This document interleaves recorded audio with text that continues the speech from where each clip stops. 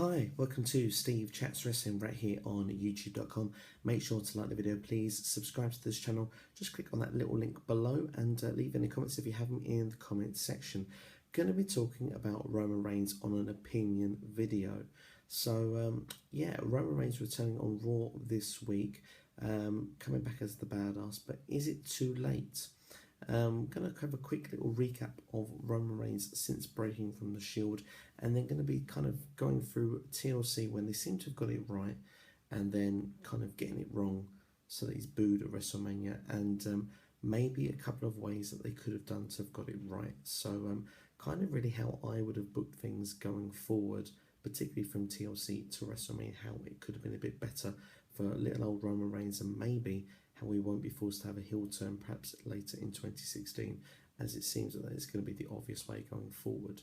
Of course, Roman Reigns breaking from the Shield was going to be seen as the man. He was going to be the guy going forward. He was going to be top of the company, the main guy in the roster. Now, they started off well with his feuds. They put him in a fatal four-way match for the WWE title, I believe, at Battleground 2014. He didn't win the match, but he wasn't involved in the decision either, keeping him strong, but also not forcing him down our throats too quickly.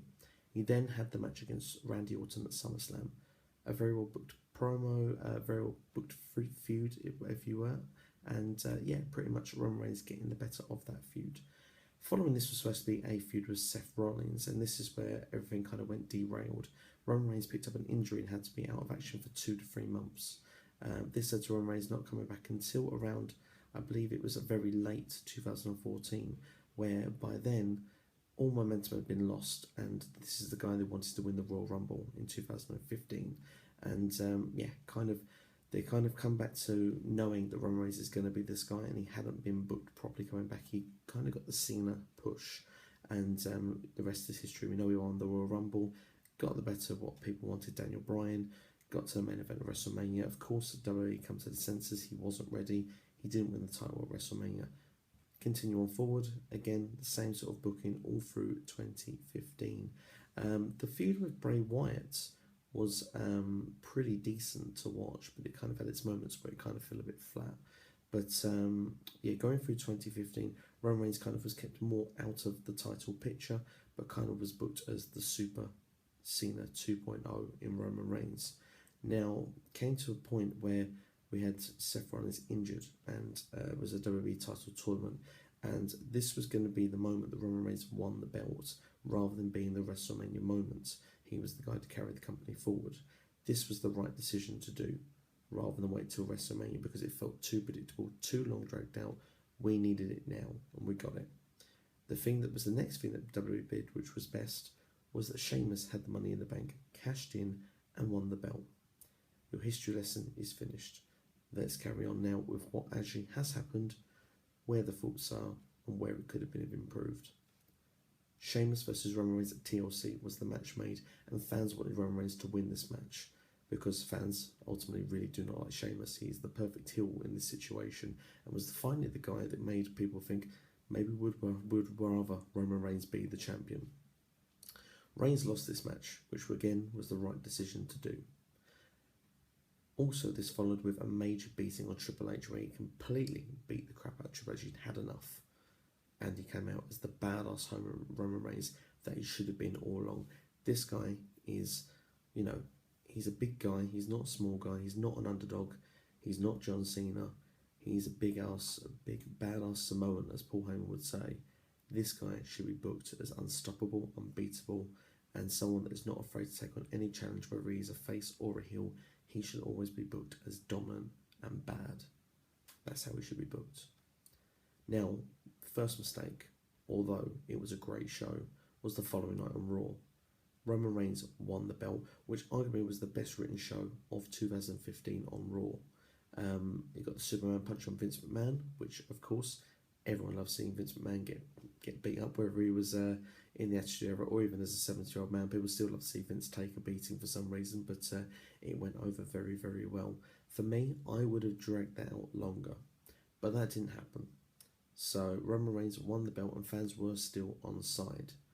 But then, if that was the first mistake, the next mistake was the real big mistake. The Authority, of course, to keep this rivalry going, stacks the odds against Roman Reigns. And the second instance as well is that Triple H, who took a beating only a couple of days earlier, turned up in London on NXT looking completely unscathed. And fans of NXT are fans of WWE. So that big badass Samoan didn't look so big and bad anymore. Following this as well, we're putting the decks stacked against him. Rather than make him look like a badass, they made him look like an underdog. This is where the big problem is. The Royal Rumble, he was booked to defend the WWE title in the Royal Rumble match against 29 other guys, and was booked as the number one. It is the ultimate underdog story, which we've seen multiple times in the same time in WWE. If you look at Kalisto and other stars like that, or people like Rey Mysterio in previous, we've seen the underdog story played to a death. We've not seen a badass since a Rock, a Steve Austin, a Triple H of the Attitude Era. We've not seen that kind of top guy, face guy that's done that, and that would have been the guy to take us forward. Moving on then, of course, now to WrestleMania. He did get through Fastlane, winning a triple threat match, which people had already at this point had turned on Reigns.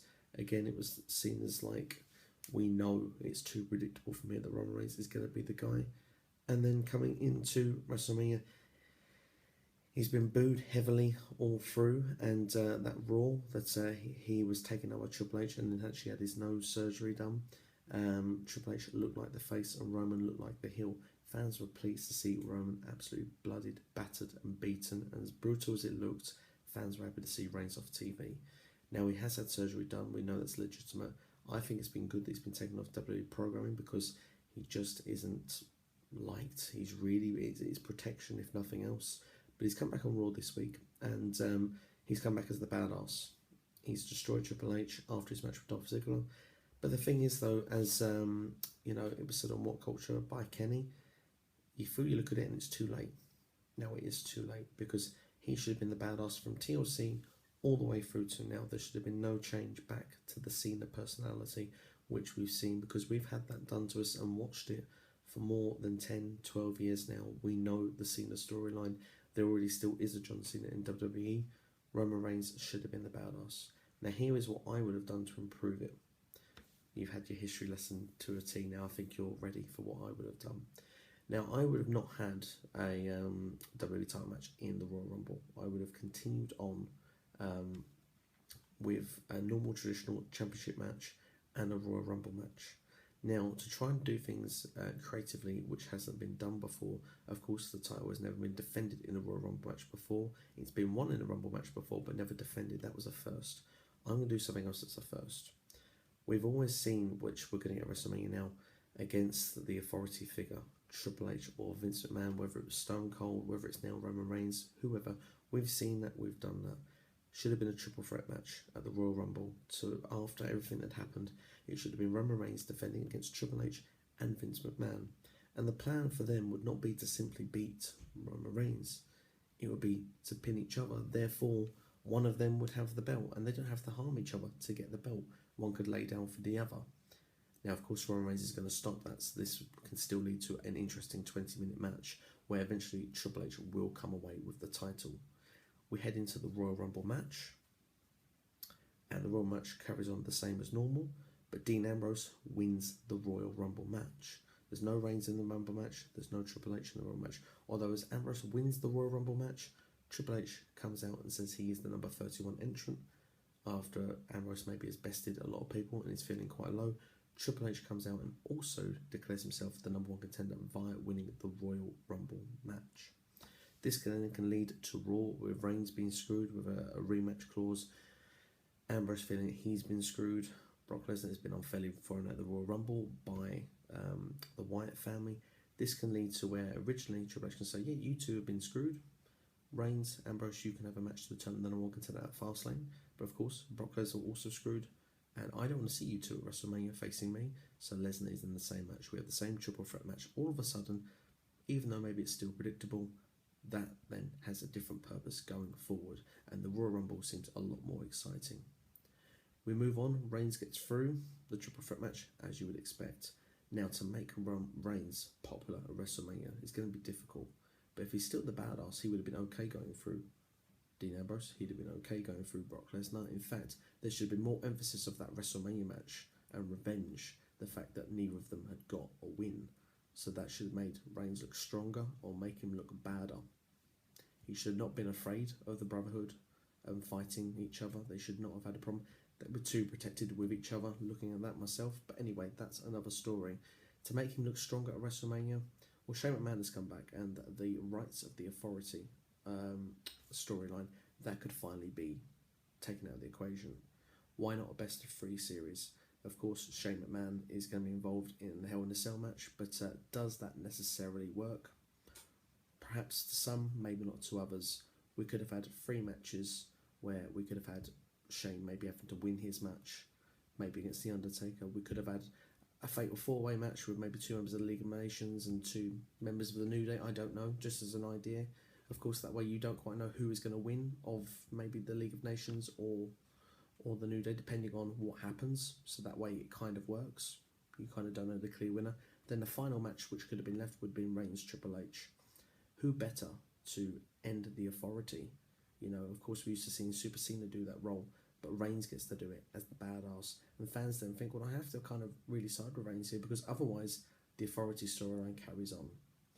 That's my feelings of what maybe we could have saved Roman Reigns heading forward. But unfortunately, as you can see, he's been booked, unfortunately, too much like Cena. Not as much as what he should be, which is a badass Samoan. And if things carry on the way they are, if WrestleMania ends the way it's going to end, I think that Roman Reigns could actually be seen as a guy that's booed, holding the belt above his head as WrestleMania goes off air. I do expect actually him to have a decent match at Mania. I expect it to be kind of badass and brutal. I don't think it's going to go the Cena route for the rest of this feud, but what they do after Mania, we'll have to wait and see. But hopefully it'll be more badass than Super Cena role. But yeah, let me know your thoughts and your opinions. Is it too late for Reigns? Does he need a heel turn in 2016? Leave your comments. Please subscribe to the channel. Just click it just below there. Thank you very much for watching.